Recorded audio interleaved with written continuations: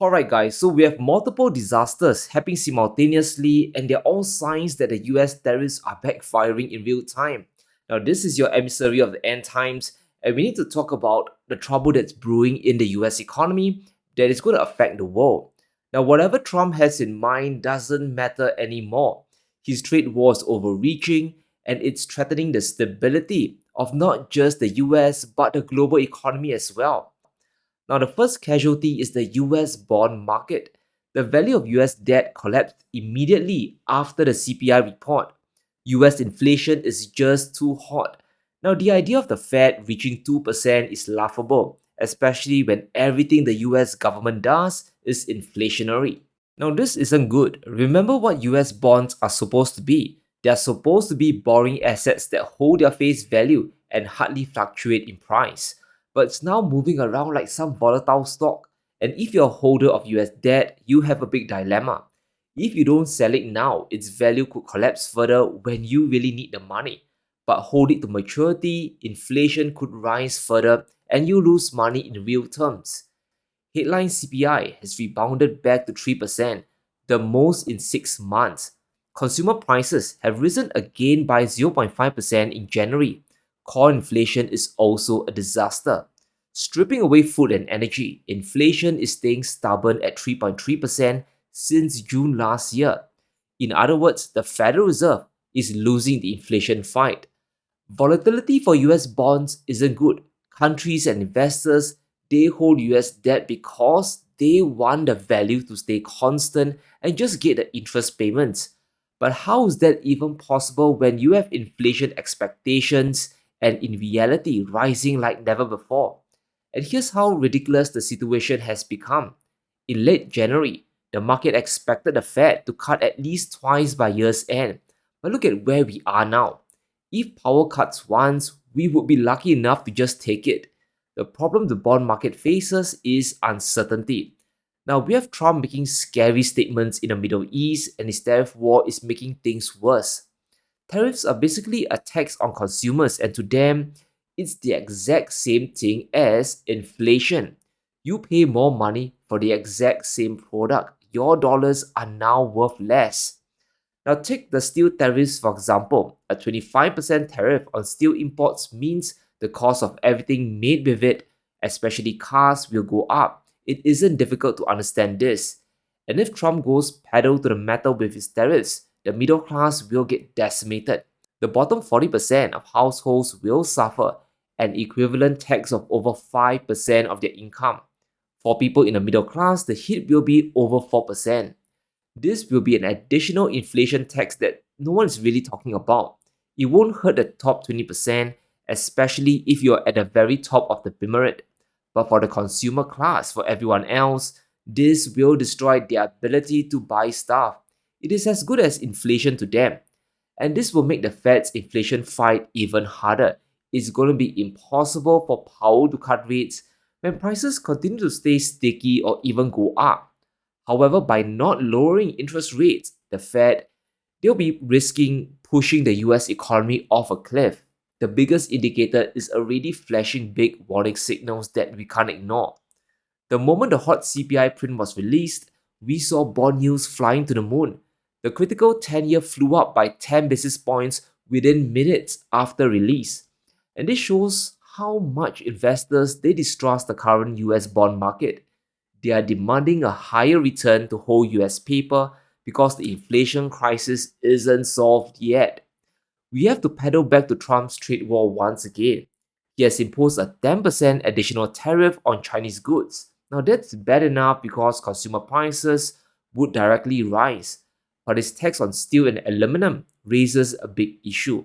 This is a very critical fact. 45% of what the US brings in are intermediate inputs into the production of American goods.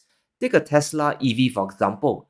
The car is the American end product, but the steel and aluminum used are the intermediate inputs. By punishing importers with a tariff, Trump is essentially making the inflation crisis worse, not just for the end consumer but for manufacturers and industries as well. And this is a very important point we can't gloss over. For over 12 months, US producer prices have been rising higher. In December and January, we reached a new 2-year high of 3.5%. Notice the big jump from November to December. That's when Trump just took office. The impact of the tariffs aren't even felt yet, which is frightening for companies looking to make stuff. When producers face higher input costs, they are left with only two options. Either they absorb the tariff and collapse their margins, or they pass it to the consumer that results in higher inflation. But if prices go beyond a threshold, even the consumer will balk. People would simply not buy the US made product. But the carnage isn't done just yet. The US is moving to now punish the entire world. Trump is going to unleash his reciprocal tariff attack on every single country possible. And on trade, I have decided, for purposes of fairness, that I will charge a reciprocal tariff, meaning whatever countries charge the United States of America, we will charge them, no more, no less. In other words, they charge us a tax or tariff, and we charge them the exact same tax or tariff. Very simple. Nobody knows what that number is unless you go by the individual country. You can see what it is if you go to the individual country and you look at what they're charging us. In almost all cases, they're charging us vastly more than we charge them, but those days are over. And here's the crazy part.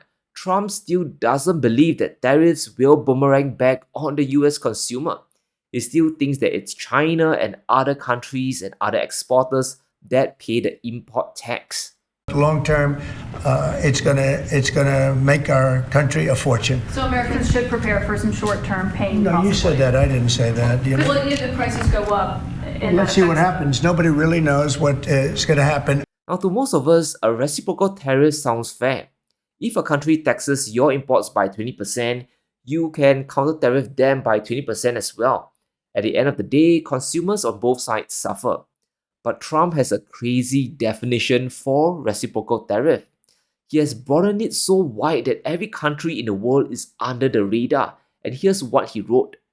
We will consider countries that use the VAT system, which is far more punitive than a tariff, to be similar to that of a tariff. In addition, for non-monetary tariffs and trade barriers that keep US goods out of countries, provisions will be made. That means countries that impose restrictions like import quotas could be punished as well. But for this conversation, let's just focus on a global VAT system that Trump wants to punish. VAT, or value-added tax, is not a tariff directed at any country.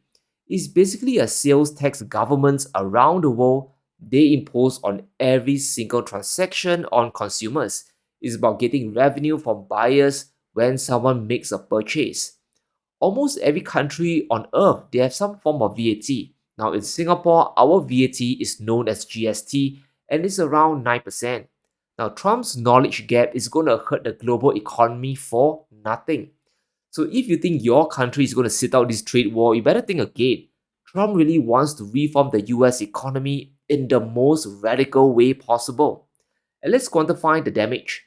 Some countries will be affected much more than others. In the base case, the global south will be affected more than anyone else. India, Vietnam, Indonesia will get hammered the most.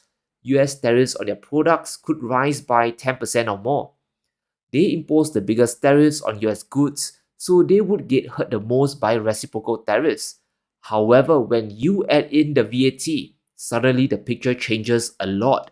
The whole world gets punished. India will suffer a reciprocal tariff beyond 30%, which is as good as a ban on Indian products going into the US. Sweden, Denmark, Italy, Germany, and France, the entire EU will get punished with tariffs of 20% or more for certain countries. Now, the Eurozone imposes a very big VAT on consumers, and now that move is going to backfire on EU countries, so definitions truly matter now. Trump's lack of knowledge is going to crush the EU economy even further. Now, just a 10% tariff is enough to knock away their exports. Imagine what a 20% tariff could do to industrial economies like Germany. If basic reciprocal tariffs are implemented, the EU will suffer only a 2% tariff. That's without VAT. However, adding VAT changes the entire picture. Punishing the EU with the sales tax included would mean a US tariff rate of 18%. That's the equivalent of an economic carpet bomb to EU exporters.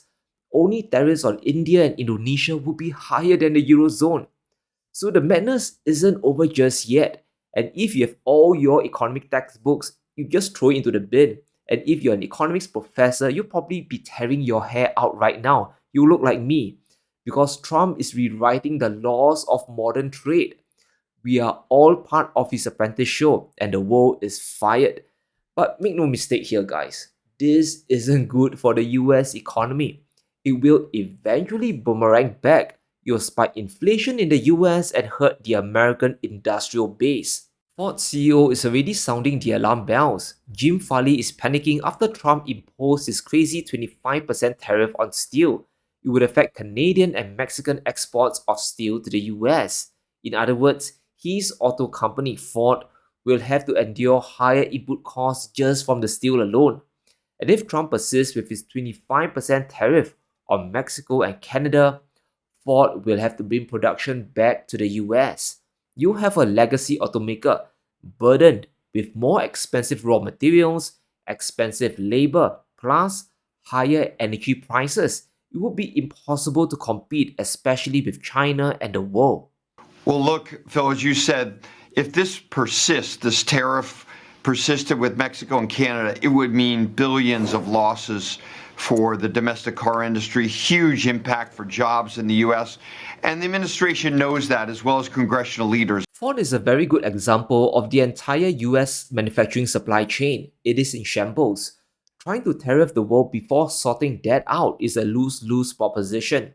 Now, it took China decades and it took China trillions of dollars to build theirs. Trump is trying to shortcut his way to revive US industry, and that just won't work. This is not a video game where you can speed run to the end within an hour. Ford alone employs 170,000 workers. It's a $44 billion company, but all that can evaporate. They might preserve their workers today, but long term, competition will eat them up. And let's not forget about retaliation from China as well. If Trump decides to impose his reciprocal tariffs on Beijing, it's an additional 15% tax on Chinese goods again. What do you think Beijing is going to do? Seriously, China will have to retaliate once again.